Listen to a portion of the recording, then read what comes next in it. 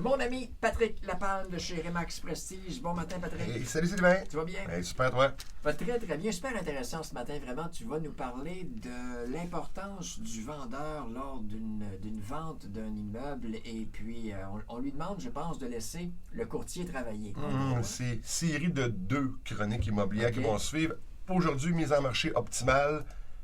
Le décorum du vendeur sur place, c'est la semaine prochaine. On va parler de l'immeuble, du bâtiment proprement dit. Tu me disais que pour certains, là, ils sont bien, bien excités de voir un potentiel acheteur. Oui, effectivement. Naturellement, c'est sûr que c'est pas parce qu'on est présentement dans un marché que les vendeurs peuvent vendre environ n'importe quoi. Toute réserve naturellement que le vendeur n'a pas une prestance à donner aussi lors de la visite avec l'acheteur, le futur acheteur, ainsi que son courtier. Parce qu'il ne faut pas oublier, parfois, ça va être le courtier du vendeur qui va être présent avec son acheteur.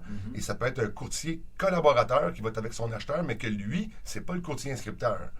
Il ne faut pas oublier que dans les coulisses, avant même d'aller visiter une propriété, notre client, possible acheteur, va déjà avoir reçu la documentation, va avoir eu de l'information sur la propriété, va déjà avoir questionné son courtier pour connaître la propriété et voir, naturellement, si elle convient à ses besoins. Parce que quand on travaille avec un acheteur, il faut aller rentrer, en guillemets, dans la viande pour aller voir c'est quoi ses besoins. Tu me donnes quoi comme truc? Moi, j'ai une maison à vendre, Oui. et puis là, j'ai une visite. Là. Et puis, moi, je sais que tu vas venir faire visiter la maison. Je fais quoi? Moi, je m'efface? Oui, en réalité, c'est votre travail en tant que vendeur de vous effacer. Que c'est, oui, je laisse le courtier parler. On va naturellement faire une introduction, présenter le visiteur avec le vendeur, c'est correct. Mais ensuite de ça, effacez-vous. Si on a des questions, on va contacter votre courtier pour avoir les réponses. S'il y a des réponses que vous pouvez répondre, naturellement, allez-y. Mais ne rentrez pas non plus en négociation parce qu'on voit ça fréquemment que le client vendeur, lui, je peux te vendre ça, je peux te vendre ça, je peux te vendre ça. On n'est vraiment pas rendu là. Et quand on fera une transaction avec un prix, on verra nos inclusions et exclusions pour faire balancer le tout pour que les deux parties soient contents. Mais laissez vraiment le vendeur, parce que on l'a vu, là, je le vois des fois, là, à quelques reprises, que notre vendeur, lui, est tellement excité d'avoir un courtier avec un acheteur dans la propriété, il va prendre le lead de la visite au complet. C'est pas votre travail. Vous nous rétribuez en conséquence pour le faire. Laissez-nous faire notre travail. Il y a beaucoup de choses qui vont rentrer. Le vendeur, parfois, va vouloir rentrer dans la conversation avec le courtier, aller couper le courtier pour aller rajouter des points. Oui, ils peuvent être excellents, mais attendez. Attendez si on vient qu'avoir des questionnements. On va passer par votre courtier ou par vous, tout dépendant de la latitude qu'on va voir avec le client qui va être là. Naturellement, c'est à nous qui va répondre aux objections. L'acheteur, lui, va avoir des questionnements, il va avoir des objections par rapport au quartier, par rapport à ci, par rapport à ça. Mais ça va être à nous d'y répondre. Et si on veut le besoin de plus d'éclaircissement, naturellement, on va se référer au courtier du vendeur. Il faut aussi dépersonnaliser la propriété. J'ai vu des urnes funéraires sur des manteaux de foyer dans des propriétés de grands-papas qui étaient là. Ça peut faire reculer du monde. L'exemple est fort, là, mais vraiment, là, dépersonnalisé. J'ai même vu parfois, là, c'est des cendriers sur une table avec des bouteilles qui étaient là de la veille, là, en allant faire une visite. C'est sûr qu'il ne faut pas oublier, hein, Sylvain, la première date arrive là avec notre client.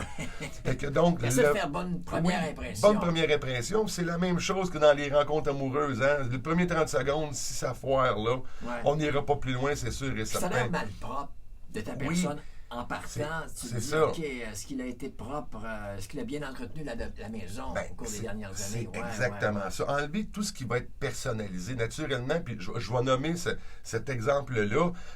Si vous avez des photos de vous êtes amateur d'Harley Davidson, toute l'équipe, vous avez, j'ai rien contre les Harley, moi je fais de la moto, là, mais vous avez des belles photos de cuir avec une gang de gars, vos amis sur les murs, toute l'équipe. Ça peut intimider des gens, peut-être. Ça peut intimider des gens à aller jusqu'à là à votre réflexion.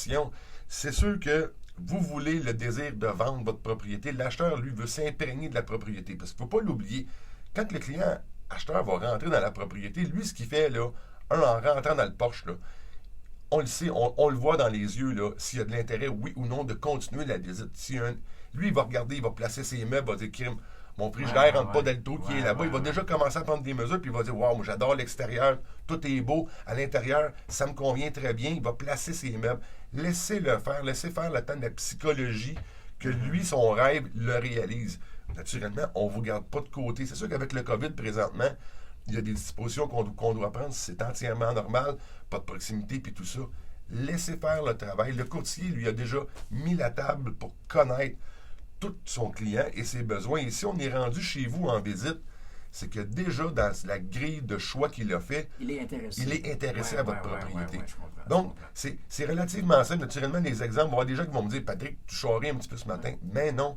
L'histoire de l'urne funéraire, des photos de moto, c'est la réalité, ben, c'est écoute, vraiment moi, si là. je veux acheter une maison et puis que j'arrive dans la maison et qu'il y a un chandail des Bruins de Boston affiché, j'achète pas. Non, ben ça Sylvain, c'est correct. Mais un autre exemple, on voit beaucoup le véganisme et compagnie. Vous êtes un amateur de chasse et de pêche. Ouais. Si vous avez des trophées d'orignaux accrochés après vos murs et de gros brochets, la personne, elle est peut-être végane, elle a des croyances ou des choses comme ça. Ouais.